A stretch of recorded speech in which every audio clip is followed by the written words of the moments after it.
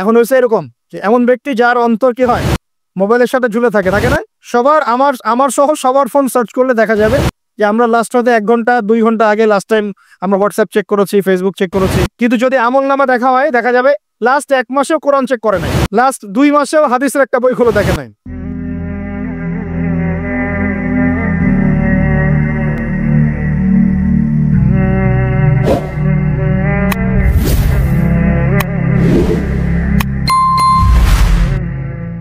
আমি জানি হাদিসটা আপনারা আগেও শুনেছেন, তা আজকে নতুন ভাবে শেখেন।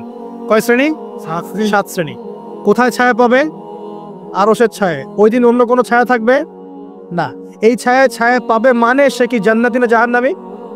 তার কোনো টেনশন হবে না, কোনো হিসাব নিকাশের টেনশন, কোনো ভয়, কোনো কিয়ামতের বিভীষিকা কিচ্ছু নাই।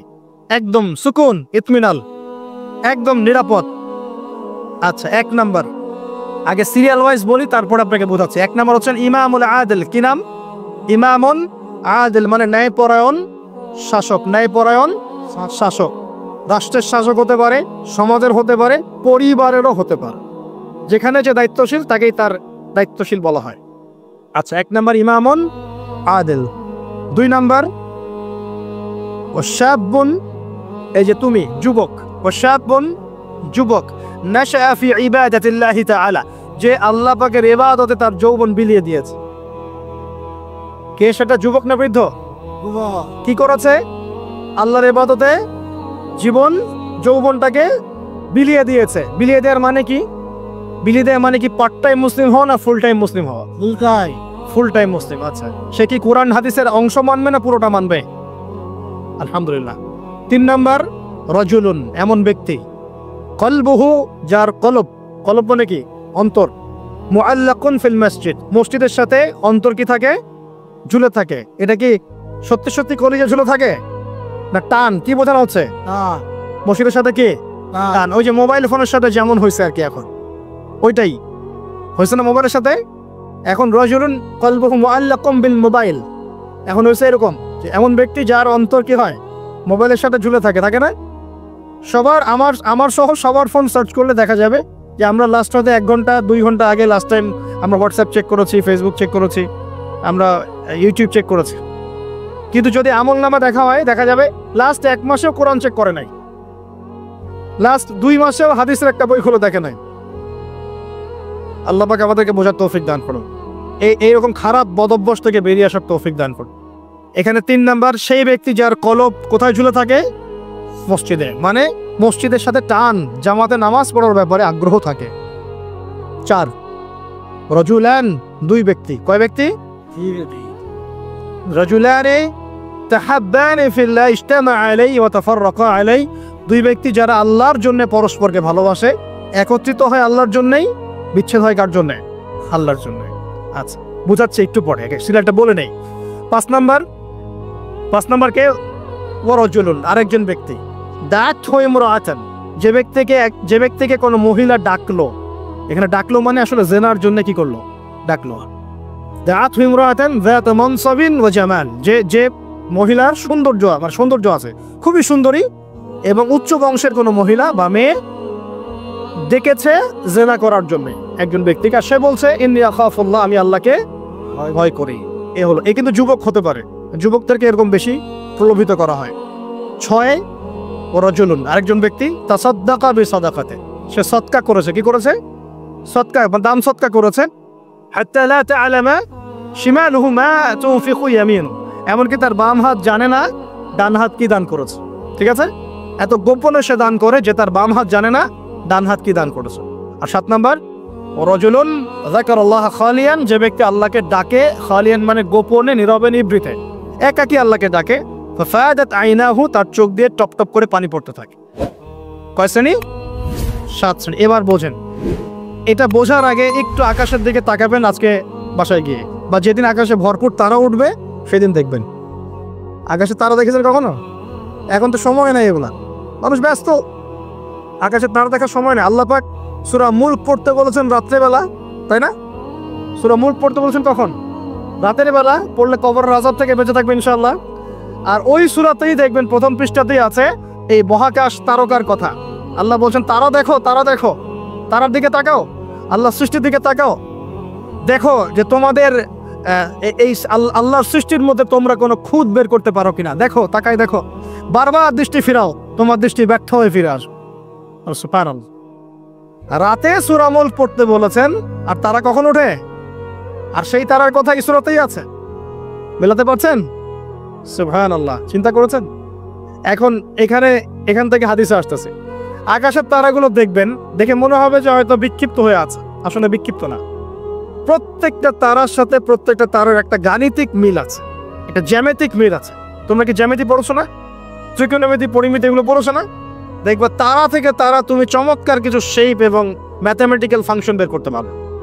দূরত্ব, ডিস্টেন্স, এক তারা থেকে এক তারার ডিস্টেন্স, ওই থেকে আরেকটা ডিস্টেন্স, আরেকটা থেকে আরেকটা ডিস্টেন্স, একটা সেম পাবা, সমান পাবা, চোখ দিয়ে দেখতে পারবা। তুমি ছোট পরিসরও দেখতে পারবা যে তারাগুলোর মধ্যে একটা গাণিতিক মিল আছে। আর চোখটাকে যদি বড় করো, আকাশটাকে আরো বড় করো, দেখবা বড় পরিসরেও দেখতে পারবা। ঠিক যেমন কোরআনের সূরাগুলো এবং হাদিসগুলোকে যদি এবং কোরআনের সূরাগুলোকে, আয়াতগুলোকে যদি এভাবে তারার মতো করে মেলানো যায়, একটার সাথে আরেকটা, হেদায়েত খুঁজে পাওয়া যায়। কি পাওয়া যায়? ঠিক একইভাবে হাদিসগুলোকে যদি একটার সাথে একটা মেলানো হয়, তখন একটা সুন্দর হেদায়েত বের হয়ে আসে। একটা এক্সাম্পল দিলে বুঝতে পারবা। ইসলাম, আল্লাহ পাক বলছেন সূরা মাইদার 3 নম্বর আয়াতে ইসলামকে পরিপূর্ণ করেছে। কি করেছে? ইসলামকে পরিপূর্ণ করেছে। আবার আল্লাহ পাক বলছেন সূরা আলে ইমরানে গিয়ে, এই পরিপূর্ণ দিন বাদ দিয়ে কি তোমরা অন্য কোনো দিন তালাশ করছো? আবার আল্লাহ পাক সূরা আলে ইমরানের শুরুর দিকে নিয়ে গিয়ে বলছেন, এই পরিপূর্ণ দিনই আল্লাহর কাছে একমাত্র দিন। মানে একটার সাথে একটা মেলাবেন, আপনি ডটগুলো মেলালেই আপনি একটা রেজাল্ট পাবেন আর কি, যে কোনো মাসালায়, যে কোনো বিষয়। এখন আসেন এই হাদিসটার দিকে ফোকাস করেন, যেটা বললাম। এখানে যে সিরিয়ালটা বলা হয়েছে 7 সিরিয়ালের মধ্যে তারার মতো করে আপনাকে একটা মিল সেতু বন্ধন বের করতে হবে। প্রথমে কার কথা বলা হয়েছে? ন্যায়পরায়ণ শাসক। এই ন্যায়পরায়ণ শাসকটাকে আপনি প্রথমে না বুঝে পরে বোঝেন। 2 নম্বরে কার কথা বলা হয়েছে? সেই ব্যক্তি যে তার যৌবন আল্লাহর পথে দিয়েছে, এটাকে আপনি পরে বোঝেন। প্রথমে তুলে নিয়ে আসবেন 3 নম্বরটাকে। কয়টাকে? প্রথমে তুলে নিয়ে আসবেন কোন নাম্বারটা? 3 নাম্বার। প্রথমে হচ্ছে রাজুলুন কলবুহু মুআল্লাকুম বিল মসজিদ, এমন ব্যক্তি যার হৃদয়ে মসজিদের সাথে ঝুলন্ত থাকে। মানুষের নামাজ ফরজ হয় কত বছর বয়সে? হ্যাঁ, 10 বছর। আচ্ছা, 7 বছর বয়সে তোমরা ছেলেদেরকে নামাজের প্রশিক্ষণ দাও, আর 10 বছর হয়ে গেলে নামাজ না পড়লে পিটাও। তাহলে 10 বছর থেকে নামাজ মোটামুটি ফরজ। ঠিক আছে? তাহলে মানুষ কি আগে শাসক হয় না আগে মুসল্লি হয়? আগে কি হয়? মানুষ আগে মুসল্লি হবে না আগে শাসক? আচ্ছা, তার মানে প্রথমে আমাদেরকে হেদায়েত দিতে হবে, আমাদের সবাইকে 5 ওয়াক্ত নামাজ আগে ঠিক করে পড়তে হবে। ঠিক আছে কথা? রাজুলুন, আমার আপনার অন্তর থাকবে মসজিদের সাথে ঝুলন্ত, মানে আপনি নামাজের ব্যাপারে খুব পাবন্দ হবেন, ইবাদতগুলো আগে ঠিক করবেন। নামাজের পর আরো ইবাদত আছে না? জিকির, আজগার, তাসবিহ, তাহলিল, জ্ঞান অর্জন, হ্যাঁ, আপনার নফল নামাজ, সুন্নত, মুস্তাহাব, অনেক আমল আছে না? এই আমলগুলো হলো আগে। এরপর এই আমলগুলো করার সবচেয়ে সেরা সময় কোনটা? কিশোর বয়স, যৌবনকাল না বার্ধক্য? এই আমলগুলো করার সবচেয়ে উত্তম টাইম কোনটা? কখন সবচেয়ে বেশি শক্তি থাকে, সামর্থ্য থাকে, এনথুজিয়াজম থাকে? কখন, কোন সময়? এবার আপনি 2 নম্বরটা নিবেন, ওই ব্যক্তি যে তার যৌবন আল্লাহর পথে বিলিয়ে দিয়েছে। বুঝতে পারছেন? এবার ধরতে পারছেন? এখন ইবাদত করার সবচেয়ে সেরা মৌসুম কোনটা? যৌবনকাল।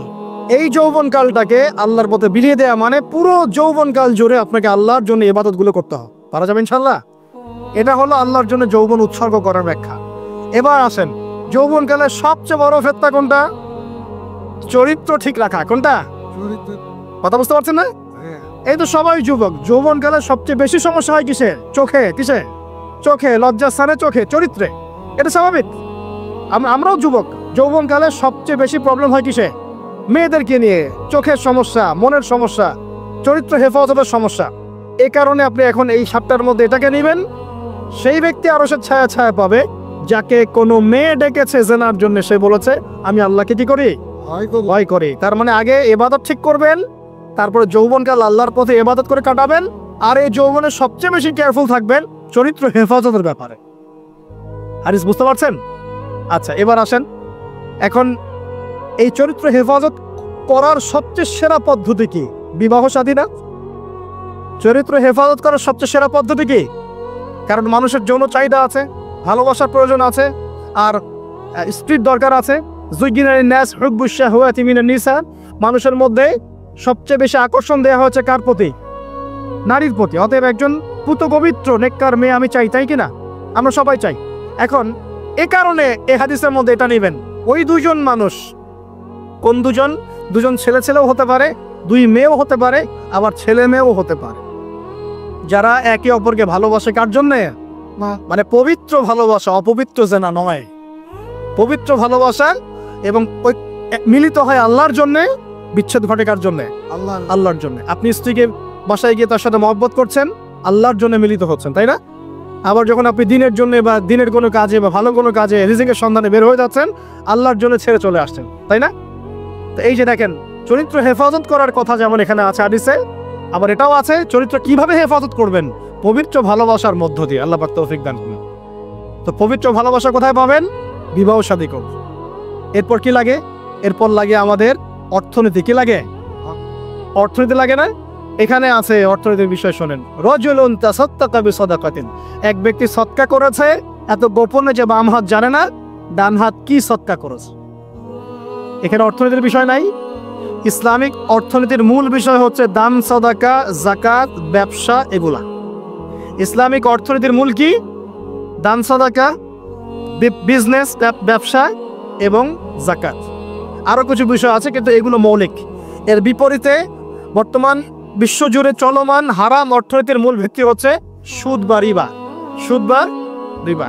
কোনটা হালাল কোনটা হারাম? সুদ হালাল নাকি ইসলামিক বিষয়গুলো হালাল? তো এখানে এই হাদিসের মধ্যে আপনি অর্থনীতি পেয়েছেন না? তার মানে পরিবার গঠন করার পরে আপনাকে হালাল অর্থনীতির মধ্যে থাকতে হবে, এবং দান সদকা হচ্ছে ইসলামিক অর্থনীতির একটা বেস। এই অংশটুকু আমি শেষে আরেকবার অল্প করে ব্যাখ্যা করবো, আগে শেষ করে দেই। এটা হলো 5। 6 নাম্বার, তাহলে দুনিয়াতে চলার জন্য অর্থনীতির সাথে আর কি সম্পৃক্ত? রাজনীতি। কি সম্পৃক্ত? রাজনীতি। এই কারণে এখানে বলা হচ্ছে ইমামুন আদেল, ন্যায়পরায়ণ শাসক। যদি ন্যায়পরায়ণ শাসক চলে আসে, তাহলে একটা পুরো দেশ সমাজ এক আল্লাহর বিধান অনুযায়ী চলবে না? সবাই ভালো থাকবে না? সবার জীবনযাত্রার মান নিশ্চিত হবে না? জুলুমের ভিত্তিগুলো উপরে যাবে না? এবং সবাই দুনিয়াতেও সফল, পরকালেও সফল হবে কিনা? এই কারণে বলা হচ্ছে ন্যায়পরায়ণ শাসক, আরো সে ছায়া ছায়া পাবে। আর এই সবগুলো কাজ করার পরে মানুষ এমন একটা লেভেলে যাবে যে আল্লাহর মারেফত সরাসরি পেয়ে যাবে ইনশাআল্লাহ। তখন গোপনে গিয়ে যখন আল্লাহকে ডাকবে, আল্লাহর কাছে তওবা ইস্তেগফার করবে, দোয়া করবে, চোখ দিয়ে টপ টপ করে পানি পড়া শুরু করবে। আল্লাহর সাথে ওই সম্পর্ক তৈরি করা গেলে সর্বশেষ সর্বোচ্চ অবস্থা হচ্ছে আল্লাহর মারেফত পাওয়া, আল্লাহকে পেয়ে যাওয়া। আল্লাহকে ডাকলেই চোখ দিয়ে পানি বের হবে। এখন ডাকলে পানি বের হচ্ছে না, কিন্তু এই ধাপগুলো অতিক্রম করে ডাকেন, দেখবেন ইনশাআল্লাহ চোখ দিয়ে পানি ঝরছে। অতএব এই হাদিসের মধ্যে যে 7টা বিষয় আছে, এগুলোকে একটু আকাশের তারার মতো করে মেলাতে হবে, তারপরে আপনি একটা ধারাবাহিক হেদায়েত পাবেন ইনশাআল্লাহ তাআলা। এবার শেষ করার আগে আমি ওই অংশটুকু নিয়ে দুটো কথা বলে শেষ করছি। একটু মনোযোগ দেবেন এই জায়গাটা। এখানে আপনাদেরকে ক্ষুধা দিব, পিপাসা দিয়ে দিব, মিটাবো না আজকে। আমাদের একটা পরিসংখ্যান বলছে, একটু মনোযোগ দেন। আমাদের একটা পরিসংখ্যান বলছে আমাদের সমাজে দরিদ্র মানুষের সংখ্যা কতজন ছিল আপনারা কি জানেন? কত পার্সেন্ট ছিল জানা আছে? কমপক্ষে 40%। কত পার্সেন্ট? 40% বোঝেন? প্রতি 100 জনে 40 জন। তার মানে প্রতি 50 জনে, প্রতি 50 জনে 20 জন, প্রতি 25 জনে 10 জন। বলেন 10 জন। কি তোমরা স্কুল কলেজে পড়ো না? প্রতি 25 জনে কয়জন? 10 জন। আচ্ছা, আরো কমালে 12, 12.5 জনে 5 জন। ঠিক আছে? আচ্ছা, এখন কত সাল চলছে? 23। মাঝখানে করোনা চলে গেছে আর অনেক ঝামেলা চলে গেছে। তারপরেও আলহামদুলিল্লাহ 2023 সালে আজকে রিপোর্ট দেখেছি যে দারিদ্র্যের হার হচ্ছে মোটামুটি ভাবে 20 to 21%, 20 থেকে 21%। তার মানে কমেছে না? আচ্ছা, অবস্থা তাহলে ভালো না খারাপ? আগের চেয়ে ভালো না খারাপ? আচ্ছা, ভালো। এখন 20% মানে কি? 20% মানে প্রতি 5 জনে একজন, প্রতি 5 জনে একজন, প্রতি 5 জনে মানে আমাদের প্রতি 5 জন মানুষের মধ্যে একজন মানুষ আমাদের মতো সচ্ছল না। 4 জন যেমন সচ্ছল, 5 নম্বর ব্যক্তি ততটা সচ্ছল না যেমনটা 4 নম্বর ব্যক্তি সচ্ছল। এখন কিভাবে ইসলাম এই অর্থনৈতিক সিস্টেমটাকে সাম্যের দিকে নিয়ে আসে। ওই যে বললাম রজুলুন তাসাদ্দাকা বিসাদাকাতিন, এমন ব্যক্তি যে দান করে বাম হাত জানে না ডান হাত কি দান করেছে। আমি এটা বোঝানোর জন্য আপনাকে একটা মাসের কথা বলবো, রমজান মাস নাম তো শুনেছি। আচ্ছা, রমজান মাসে কিন্তু আমরা মোটামুটি 100% ইসলাম ফলো করার চেষ্টা করি। অন্য কোনো মাসে করি না করি, এই মাসে করি। আর আল্লাহ পাক চাচ্ছেন আমরা যেন রমজানের শিক্ষাটাকে সারা বছর ধরে রাখি, এটা আল্লাহ চাচ্ছেন। কিন্তু আমরা কি করি, রমজানের শিক্ষাটাকে রমজানে রাখি, শাওয়ালের চাঁদ উঠলে আমরা এই শিক্ষাটা অনেকেই ভুলে যাই। ইল্লা কলিলাম মিন্না, আমাদের মধ্যে অল্প কিছু মানুষ বাদ দিয়ে। রমজান মাসে কিন্তু এই হারটাই হারই থাকে। এবারে ভালো একটু মনে রাখবেন, পরে বুঝতে পারবেন না। রমজান মাসের দিকে ফোকাস করেন। এই মাসেও তো পরিসংখ্যান এমনই থাকে নাকি চেঞ্জ হয়ে যায়? এমনই থাকে। এখন তাহলে আমরা এই মাসে কিভাবে চলি আপনাকে বোঝাচ্ছি। আমরা কি করি, ইফতার যখন আমরা করি না, ইফতার করি না, আমরা ইফতার করি রমজান মাসে, জাকাত দেই, সদকা করি, বেশি বেশি দান করি না? আমরা রমজান মাসে আল্লাহর পথে অনেক দান করি না? প্রতিবেশীকে খাবার দেই না? মানুষের বাসে ইফতার পৌঁছে দেই না? আসলে আমরা কি করি জানেন? আসলে আমরা ওই 4 জন মিলে, ওই যে পঞ্চম ব্যক্তি যার অবস্থা 4 জনের মতো না, ওর দায়িত্ব আমরা নিয়ে নেই। সুবহানাল্লাহ। রমজান মাসে আমরা কি করি, ওই 4 জন মানুষ মিলে ওই পঞ্চম ভাই যে আমার মতো খেতে পারছে না, ওর দায়িত্ব কে নেয়? আমরা দায়িত্ব নিয়ে নিই, ওর ঘরে খাবার পৌঁছে দেই। এভাবে পুরো সমাজের মানুষ খাওয়া শুরু করে, কেউ না খেয়ে মারা যায় না। দেখবেন সবার বাজার সেহরি খাবার, আপনার খাবার দিয়ে আসা হয়, ইফতার দিয়ে আসা হয়, আমরা দিই না? আস্তে আস্তে কমছে তো এটা, কিন্তু আমরা তো দিতাম নাকি না? এমনকি অমুসলিম ভাইরাও যদি থাকে, ওদেরকেও ডেকে এসে আমরা কি বলি, বসেন ইফতার করেন, বলি না? আমরা কিন্তু অন্যের খাবারের দায়িত্ব নেই, কিন্তু সারা বছর এটা ধরে রাখি না। আচ্ছা, এবার আসেন, এখন মনে করেন আমি বলছি 5 জনে 1 জন। এখন মনে করেন আপনার পুরো সমাজে মানুষ 20 কোটি। কয় কোটি? 20 কোটি মানুষের মধ্যে পরিসংখ্যান কেমন হবে? 5 কোটি। তাহলে বলেন তো 5 কোটি মানুষকে এভাবে খাবার প্রোভাইড করাটা কি সহজ কাজ না কঠিন কাজ? সহজ না কঠিন? কঠিন কাজ। কিন্তু তাহলে এই যে 15 কোটি মানুষ আমরা যারা খাচ্ছি, তাদের তো খাবার আছে না বাজারে? আচ্ছা, এখন যখন রমজান মাসে বা অন্য কোনো সময় আমরা এই 5 কোটি মানুষকেও খাওয়ানোর চেষ্টা করব, তখন খাবার বেশি লাগবে না? লাগবে কি না? আচ্ছা, খাবার বেশি লাগবে। যখন খাবার বেশি লাগবে আর আমদানি যদি বন্ধ হয়ে যায় অথবা উৎপাদন যদি কম হয়, তাহলে এই খাবারের উপর চাপ বাড়বে কিনা? বাড়বে কিনা? বাড়বে। আমি সহজ করে বোঝানোর চেষ্টা করছি, বুঝতে কি পারছেন? এই লিমিটেড খাবারের উপর চাপ বাড়বে কিনা? বাড়বে। তাহলে চাপ বাড়লে দাম বাড়বে কিনা? সলিউশন হচ্ছে এখন তাহলে আমাকে ওই পরিমাণ খাবার আমদানি করতে হবে অথবা উৎপাদন করতে হবে। এই তো 2টো অপশন। আর কোন অপশন আছে? আকাশ থেকে মান্না সালোয়া পড়বে? ওই মান্না সালোয়া পাওয়ার মতো ইমান আছে? মান্না সালোয়া পাওয়ার মতো কি আমরা পরেজগার হয়েছি? আচ্ছা, তাহলে আমদানি আসতে হবে, আর আমার দরকার হচ্ছে উৎপাদন বাড়ানো। আমরা আজকেও আমি পড়াশোনা করেছি, দেখলাম বিগত 5 থেকে 10 বছরের মধ্যে কৃষির প্রবৃদ্ধির যে হার, এটা একটু কমেছে। কি হচ্ছে? কমেছে। বেকারত্ব একটু বেড়েছে, রিজার্ভ কমেছে, এটা তো সবাই জানেন। রিজার্ভ কমেছে না? কমেছে। এলসি বন্ধ হয়েছে, এটা জানেন? কোনো কোনো ক্ষেত্রে, সবার ক্ষেত্রে না, কিছু কিছু ক্ষেত্রে বন্ধ হয়েছে। এমন হয়েছে যে অনেক জাহাজ বন্দরে ঘোরাফেরা করছে, ভিড়ে আছে, কিন্তু পণ্য খালাস করা সম্ভব হচ্ছে না, বিকজ ওদেরকে দেওয়ার মতো আমাদের কাছে ডলার নাই, যার কাছে যে আমদানি করেছে। এখন তাহলে অপশন, ওই খাবারগুলো নামিয়ে ফেলা, যেগুলো ঘোরাফেরা করছে এগুলো নামিয়ে ফেলা, নামিয়ে মজুদ করে সবাইকে খাবারের ব্যবস্থা করা। নামাতে হলে আমার এখন টাকা লাগবে কি না? তাহলে ওই টাকাটা তো আমদানিকারকের কাছে নাই, তখন এই টাকাটা সে কোত্থেকে নিবে? তখন পণ্যের দামটা সে বাড়িয়ে দিবে, আপনার পকেট থেকে টাকা নিয়ে সেটা শোধ করবে। তাহলে দাম বাড়বে কি না? বাড়বে। আরও আছে, যদি এখন আমি চিন্তা করি যে না, আমি বহির্বিশ্বের কাছে লোন নিব, বাইরের বিশ্বের কাছে বড় বড় যারা উন্নয়নশীল কান্ট্রি বা উন্নত, ওদের কাছ থেকে লোন নিয়ে আমি এটা শোধ করব, ওরা কি বিনা সুদে লোন দিবে? ওই সুদটার হার কেমন হবে? হয়তো 20%, 25%, 10%, 12% এমন তো হবে। তো 10% সুদ মানে হচ্ছে, মনে করেন $1 সমান সমান, এখন যদি কথার কথা বলছি, যদি $1 সমান সমান 100 টাকা হয়, তখন হবে 112 টাকা। তখন কি হবে? তার মানে আপনার 12% বেতন কমে যাবে। বুঝতে পারছেন না মনে হয়? যদি আপনার বেতন হয় 100 টাকা, তখন বেতন হয়ে যাবে 90 টাকা। বুঝতে পারছেন? আপনার এটা কমে আসবে। এটাকে বলে মুদ্রাস্ফীতি। ডলারের বিরুদ্ধে এগেনস্টে টাকার মান পড়ে যাওয়াটাকে কি বলে? মুদ্রাস্ফীতি। মানে আপনার টাকার মানটা কমে গেল মানে আপনার শ্রমটা চলে গেল। 25,000 টাকা দিয়ে আপনি যা করতে পারছেন, এখন সেই টাকাটার মান 20,000 টাকা হয়ে গেলে আপনার শ্রমটা চলে গেল।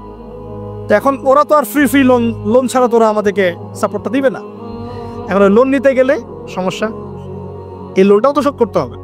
তাহলে সব দিক থেকেই সিচুয়েশন এমন হবে যে জীবনযাত্রার মান এবং নিত্য প্রয়োজনীয় দ্রব্যের মান বেড়ে যাওয়ার সম্ভাবনা আছে।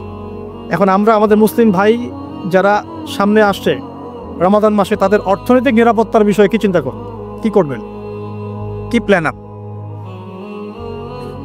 কয়েকটা অপশন। এক নাম্বার, আমাদের অপচয় কমাতে হবে। কি কমাতে হবে? অপচয়। কোনো রকম অপচয় যাওয়া যাবে না, অপচয় কমাতে হবে। যদি আমার 5টা খেজুরে আমার সাহারি হয়ে যায়, আমার 10টা খেজুরের দরকার নেই। ওই 5টা খেজুর আপনি প্রতিবেশীকে দিয়ে আসবেন। অপচয় কমাতে হবে 1 নাম্বার। 2, যত হারাম রিজিকের সোর্স আছে সব হারাম রিজিকের সোর্স বন্ধ করতে হবে, না হলে ব্যবসায় চাকরিতে রিজিকে আল্লাহর বরকত উঠে যাবে। ব্যবসায় চাকরিতে রিজিকে আল্লাহর বরকত উঠে গেলে এই রিজিক দিয়ে আপনি এই সমস্যা মোকাবেলা করতে পারবেন। সমস্ত হারাম রিজিকের পথটা বন্ধ করতে আল্লাহর ওয়াস্তে অন্তত পক্ষে এই রমজানে হোক এই সুদ ঘুষ দুর্নীতি বা এইসব করাপশনটা বন্ধ করে দেয়, আদারওয়াইজ সমস্যা। আর কি? আর হচ্ছে কৃষিভিত্তিক উৎপাদন বাড়ানোর চেষ্টা করতে হবে। কি করতে হবে? আর কি? আরেকটা হচ্ছে দান সাদাকা আমরা যারা করি না বা কম করি তাদেরকে দান সাদাকার হাত প্রশস্ত করতে হবে। আরেকটা সবচেয়ে বড় অস্ত্র, সেটা হলো যার যার জাকাত ফরজ হয়ে গেছে অবশ্যই সঠিক খাতে জাকাত প্রদান করুন, অন্যথায় অর্থনীতি ঠিকঠাক টালমাটাল হয়ে যান। জাকাত প্রদান করুন। আর কি? আর হচ্ছে এটা বড়, এটা করার ক্ষমতা অবশ্য আমাদের নাই, যাদের ক্ষমতা তারা বুঝবেন। সেটা যত কালো টাকা আছে সব টাকাকে সাদা করতে হবে। যত কালো টাকা আছে আর যত টাকা বের হয়ে গেছে পাচার, সবগুলোকে ফেরত নিয়ে এসে ইকোনমির মধ্যে ঢুকিয়ে দিতে হবে, তাহলে ব্যালেন্স হবে ইনশাআল্লাহ। আর এই বাইরে যাওয়া টাকার পরিমাণ কিন্তু 2-4 টাকা নয়, এটা বিলিয়ন টাকা। বিলিয়ন কি বোঝেন? 100 কোটিতে 1 বিলিয়ন, এটা বিলিয়ন টাকা। আর ডলার সেগুলোকে যখন নিয়ে আসা হবে, যদি নিয়ে আসা পসিবল হয় তাহলে সাস্টেইনেবল ইকোনমিক সিস্টেম দাঁড়াবে, তাছাড়া দাঁড়াবে না। আর এই অবস্থা 1 বছরে ঠিক হবে না, 2 বছরও ঠিক হবে না, 3 বছরও ঠিক হবে না। কিন্তু যদি এই ইসলামিক পদ্ধতিগুলো অ্যাপ্লাই করা যায়, ইনশাআল্লাহ একদিন না একদিন এই অবস্থা আমাদের সমাজ কাটিয়ে উঠবে ইনশাআল্লাহ। আমি একটা কান্ট্রির এক্সাম্পল দিয়ে শেষ করছি। আজকে থেকে 40 বছর আগে বর্তমান বিশ্বের অন্যতম সুপার পাওয়ার, তার নাম চায়না। কি নাম? চায়না। এই চায়নাতে দরিদ্র মানুষের সংখ্যা ছিল প্রতি 100 জনে 60 থেকে 65 জন। চিন্তা করতে পারেন, 60 থেকে 65% মানুষ তারা 3 বেলা খাবার পেত না। এখন 40 বছর পর সেই চায়নাতে, আমি কিন্তু ওর রিপ্রেজেন্টেটিভ না, আমি তার ভালো অংশটুকু বলছি। আমি বলছি না ও সবকিছুই ভালো, সবকিছু ভালো না, আমি একটা পয়েন্ট বলছি। আর 40 বছর পরে ওর যে রাষ্ট্রীয় ব্যবস্থা বা যে ইকোনমিক সিস্টেম, এর আওতায় দারিদ্র সীমা নামতে এখন মনে হয় 2 থেকে 1% মানুষও ওদের দারিদ্র সীমার নিচে নাই। কোথায় 60% থেকে 8%? কিভাবে হয়েছে? ওরা সমস্ত জনগণের মধ্যে প্রায় 80 কোটি মানুষ, কত কোটি? 80 কোটি মানুষকে তারা প্রশিক্ষণ দিয়ে জনশক্তিতে রূপান্তর করেছে। কর্মক্ষেত্র বেড়েছে, কৃষিভিত্তিক অর্থনীতি বেড়েছে, ওদের পরিশ্রম বেড়েছে, প্রযুক্তিগত উন্নয়ন বেড়েছে। দুর্নীতির একদম নিচে নামিয়ে দিয়েছে। দুর্নীতি বলতে কিছু নাই, দুর্নীতির সাথে ওরা নাই। ওরা কি মুসলিম নাকি? তারপরেও নাই। দেশপ্রেম আছে ওদের মধ্যে, প্রচন্ড দেশপ্রেম আছে। সবাই অ্যাক্টিভ, পরিশ্রমী, ঠিক আছে? অপচয় করে না, বরং বিশ্বে বড় বড় বাজারগুলো ধরে ফেলেছে এবং এমন ডিপ্লোমেসি অ্যাপ্লাই করেছে সততার সাথে, আমানতদারিতার সাথে, যে 40 বছরের ব্যবধানে আজকে কোথায় আছে দেখতে পাচ্ছেন। ওই যে ফোনটা ধরে আসো, ওটাও চায় না। তো মাথায় এই পার্টসগুলো সব চায় না, ক্যামেরা রেকর্ড সব চায়, কি নাই, সবকিছুই ওদের, সবকিছু। এবং বিশ্বের 3 নম্বর পরাশক্তি এখন চায় না। আমি বলছি না যে ওরা সবকিছু ওদের ভালো, এটা বলছি না, কিন্তু উইঘুরদের ব্যাপারে ওরা নির্যাতন করেছে। ওদের অনেক খারাপ কিছু থাকতে পারে, আমি শুধু ইকোনমিক সেকশনটার কথা বলি। আর আমরা দুর্নীতিতে কততম বলে রাগ করবেন নাকি? 1 নম্বর নাই এখন, এক সময় ছিল 2005 সালের দিকে ছিল। এখন কত নাম্বার? 13 কি 12 নাম্বার। তাও তো কিছুটা উন্নয়ন হয়েছে আলহামদুলিল্লাহ। যদি আমাদের, আপনারা কি জানেন দুনিয়াতে 1 নম্বর দেশকে? দক্ষিণ সুদান। কোন দেশ ওটা? কি মুসলিম কান্ট্রি, নন মুসলিম কান্ট্রি? ওটাও মুসলিম কান্ট্রি। মুসলিমদের এই অবস্থা কেন? আর আপনি কি জানেন সবচেয়ে কম দুর্নীতিগ্রস্ত দেশ কোনটা? হ্যাঁ রাইট, কে বলছে? Right, Denmark. কোন দেশ? ডেনমার্কের সাথে একটা দেশ আছে, তার নাম নিউজিল্যান্ড। নাম শুনেছেন? কয়দিন আগে ওদের প্রধানমন্ত্রী বলেছে যে আমি রিজাইন দিলাম, আমি নাই। তো আমরা মুসলিমরা নৈতিকভাবে, আমানতের দিক থেকে, কর্মক্ষমতার দিক থেকে, ইমান অন্যান্য দিক থেকে আমরা পিছিয়ে পড়ার কারণে আস্তে আস্তে আস্তে আস্তে বিগত 100 বছরে এই অবস্থা হয়েছে। এখন কি আমরা এই অবস্থায় চলতে থাকবো, নাকি আমরা আমাদের উন্নয়নের চিন্তা করব, চেষ্টা করব? প্রথম কাজ, 10টা কাজ বলি। প্রথম কাজ হচ্ছে পড়াশোনা। কি করা? পড়াশোনা। 2 নম্বর কাজ জ্ঞান অনুযায়ী আমল করা। সবচেয়ে বড় কথা আধ্যাত্মিকত্ব অর্জন করা, সৎ থাকা। কি থাকা? সৎ থাকা। সত্যিকারের দেশপ্রেমিক হন। দেখানো তথাকথিত দেশপ্রেমিক হয়ে কোনো লাভ নাই। সত্যিকারের ভেতর থেকে দেশপ্রেমিক হন। মানুষকে নিয়ে ভাবেন, মানুষের উন্নয়নকে নিয়ে ভাবেন, মানুষের জীবনযাত্রার মান নিয়ে ভাবেন। নিজের আখের গোছানো নিয়ে এত ব্যস্ত হয়ে থাকা যাবে না। কারণ সামনে যে সংকটময় বিশ্বটা আমরা ফেস করব, এই বিশ্বে অবস্থা খারাপ আছে, অবস্থা খুবই খারাপ হতে পারে। আল্লাহ পাক হেফাজত করুন বলি আমিন। ব্যক্তিকেন্দ্রিক চিন্তা করলে হবে না, সবাইকে নিয়ে ভাবতে হবে। পরিবার আদর্শ ঠিক করেন, হালাল খান, সৎ কাজে আদেশ করেন, অসৎ কাজ নিষেধ করেন। পাশাপাশি বলবো যে অপচয় কমিয়ে দেন, প্রতিবেশীর খাবারের দিকে ফোর্স করেন, এতিমের ভরণ পোষণের দায়িত্ব নেন। সমাজে বহু অসহায় মানুষ পড়ে আছে, ওদের দিকে খোঁজ নেন, খবর নেন, কি করা যায়। উম্মার মাঝে বড় বড় ইস্যুগুলো এখানে কথা বলেন, ছোটখাটো বিষয়গুলো এখানে পড়ে থাকবেন না। ছোটখাটো বিষয় নিয়ে পড়ে থাকবেন না। বিশ্ব অনেক দূর এগিয়ে গেছে। আমরা যদি এখন এখানে পিছিয়ে পড়ে থাকি, আমাদের ধ্বংস কেউ ঠেকাতে পারবে না, কেউ না। আল্লাহ রাব্বুল আলামিন আমাদের সবাইকে এই হাদিসটা বোঝার তৌফিক দান করুন, প্রকৃতপক্ষে ইমানদার হওয়ার তৌফিক দান করুন। আমরা দোয়া করি বেশি বেশি নেক আমল করার তৌফিক দান করুন। আমাদের সবাইকে সৎ হওয়ার তৌফিক দান করুন। আমাদের সবাইকে আল্লাহ পাক হালাল খাওয়ার তৌফিক দান করুন এবং উম্মার মধ্যে ঐক্য সৃষ্টি করার তৌফিক দান করুন। আপোষে ভেদাভেদ, মারামারি, কাটাকাটি বন্ধ করেন। আল্লাহ পাক সবাইকে সৎ কাজে আদেশ করার তৌফিক দান করুন, অসৎ কাজে নিষেধ করার তৌফিক দান করুন। এবং যারা মাজলুমের উপর জুলুম করে, আল্লাহ পাক জালেমদেরকে ধ্বংস করে দেন বলি।